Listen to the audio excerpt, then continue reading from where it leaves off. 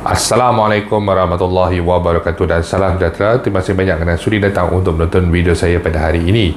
Dan bagi mereka yang baru pertama kali datang untuk menonton channel saya ataupun mereka yang masih lagi belum subscribe, saya mohon jasa anda untuk subscribe ke channel saya. Dan bagi mereka yang dah subscribe, saya mohon anda untuk kongsikan video ini kepada rakan-rakan serta adik keluarga anda. Semoga apa yang saya nak kongsikan sedikit pada hari ini adalah satu perkongsian yang bermanfaat untuk kita semua, insya-Allah. Okey. Isu berkenaan dengan air citra ni memang boleh dikatakan tidak akan tamat selagi mana ianya tidak diluluskan dan juga tidak dilaksanakan seperti apa yang telah diminta oleh sebahagian besar pencarum KWSP yang ingin meneruskan pengeluaran air citra ini sebanyak RM10,000 secara one off. Okey, jadi kenapa perkara ini timbul? Apa yang ramai ataupun banyak pihak di luar sana terlepas pandang? Jika dilihat hari demi hari, segala alasan, segala impak yang telah pun dinyatakan, sangat jelas apa yang mereka terlepas pandang adalah ataupun apa yang mereka tidak pandang adalah nasib-nasib golongan pencarum yang kehilangan pendapatan dalam tempoh pandemik COVID-19. Disebabkan oleh pandemik itu sendiri, berlakunya PKP dan kemudian survival syarikat mereka, survival majikan mereka tidak dapat diteruskan. Jadi mereka ini terpaksa diberhentikan kerja. Implikasi daripada mereka ini diberhentikan kerja, mereka ini kebanyakannya kehilangan sumber pendapatan. Dan apabila mereka kehilangan sumber pendapatan, mereka perlu mengharapkan sesuatu. Dalam tempoh PKP tidak boleh bekerja, yang mana yang ada kerja pun work from home dan sebagainya. Jadi mereka memerlukan bantuan tunai, mereka memerlukan wang tunai. Kemudian diwujudkan skim-skim pengeluaran daripada KWSP, daripada Air Lestari, Air Sinar dan juga Air Citra.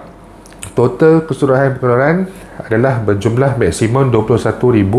RM21,000 ini adalah antara alasan yang kerap diberikan oleh kebanyakan individu, pakar ataupun apa-apa saja di luar sana yang mengatakan bahawa nilai yang telah dikeluarkan itu cukup untuk tempoh PKP, untuk tempoh pandemik dan juga sebagainya bagi pencarum daripada kalangan rakyat Malaysia ini untuk meneruskan kehidupan seharian mereka. Dan sepatutnya setelah diberikan sehingga RM21,000 yang mana bayaran air citra terakhir bagi kebanyakan pencarum hari itu adalah pada bulan Disember 2021, dikatakan pada bulan Januari ini kebanyakan majoriti pencarum sepatutnya sudah boleh, orang kata, berdiri dengan sendiri. Namun apa yang berlaku sebenarnya, RM21,000 itu jika diterjemahkan dalam nilai kewangan, ia sangat besar.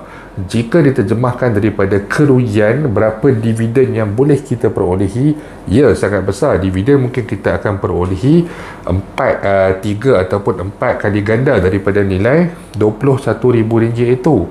Tetapi kebanyakan pihak yang mengatakan bahawa RM21,000 itu adalah mencukupi. Namun bagaimana mereka ini boleh dikatakan mempunyai nilai wang yang cukup di tangan sedangkan mereka hanya memperolehi Air Lestari maksimum RM500-600 sebulan, RM500 sebulan. Kemudian Air Sinar pun one off bayaran pertama adalah sebanyak RM5,000, kemudian RM1,000 sebulan. Okey, termasuk dekat dengan Air Citra maksimum RM10,000 sebulan.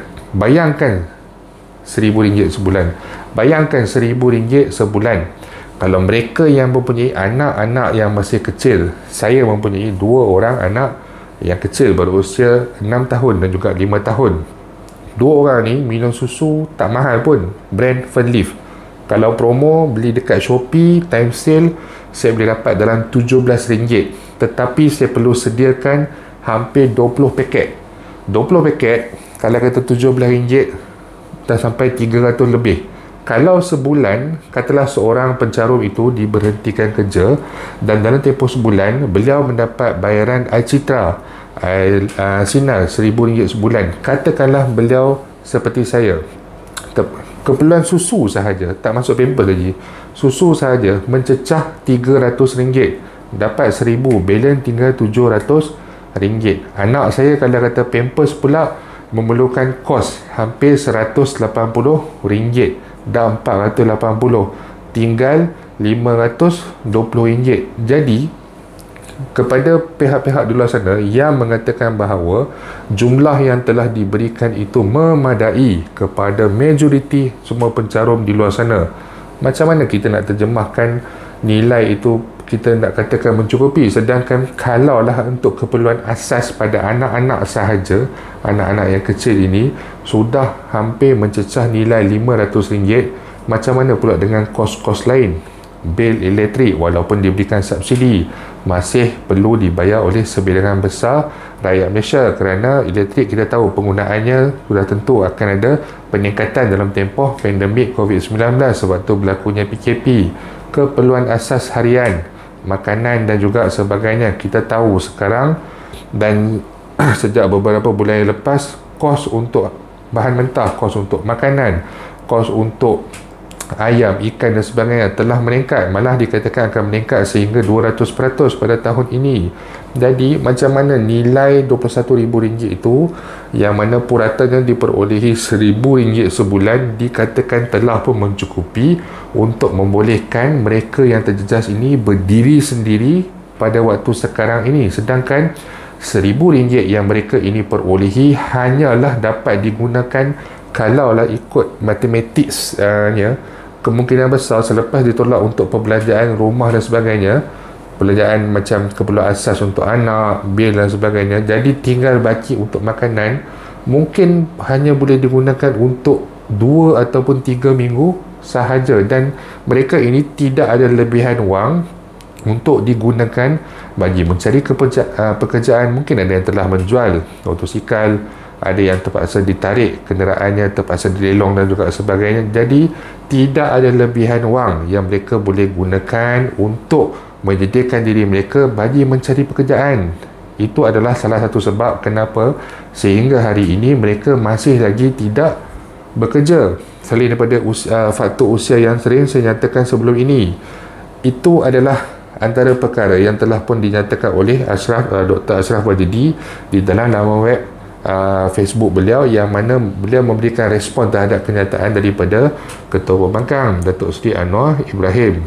Datuk Seri Anwar Ibrahim sebagai Ketua Pembangkang, peranan pembangkang salah satunya adalah untuk semak dan imbang, dan ini berlaku dalam sidang parlimen yang baru-baru ini. Tetapi di dalam semak dan imbang itu, seperti yang saya nyatakan sebelum ini, saya kecewa kerana tidak di-highlightkan, tidak disebutkan kepada golongan yang masih lagi tidak mendapat pekerjaan, yang masih lagi kehilangan pendapatan ini. Tidak diberikan sebarang respon kepada apa yang mereka ini kehendaki. Malah Datuk Ashraf ni pun telah pun menyatakan, apakah jaminan untuk hidup hari tua jika hari ini pun amat terdesak untuk penuhi keperluan hidup diri dan juga rakyat. Rata-rata rakyat menuntut untuk pengeluaran wang mereka ini bukannya saja-saja. Memang betul rakyat mengeluarkan wang air citra ni, yang saya sendiri lihat daripada kita bergaul dengan kelompok masyarakat sekeliling, mendapat respon daripada mereka yang mengeluarkan wang air sinar, air seri dan sebagainya. Mereka tidak menggunakan wang ini untuk perkara yang tidak berfaedah. Semuanya menggunakan untuk keperluan kehidupan harian mereka. Setidak-tidaknya bagi mereka yang tidak terjejas, apabila diberikan pengeluaran, diberikan peluang untuk mengeluarkan ini, mereka menggunakan pengeluaran tersebut setidak-tidaknya untuk menyelesaikan hutang-hutang kecil mereka. Mereka menstrukturkan semula. Siapa sangka akan berlaku COVID-19.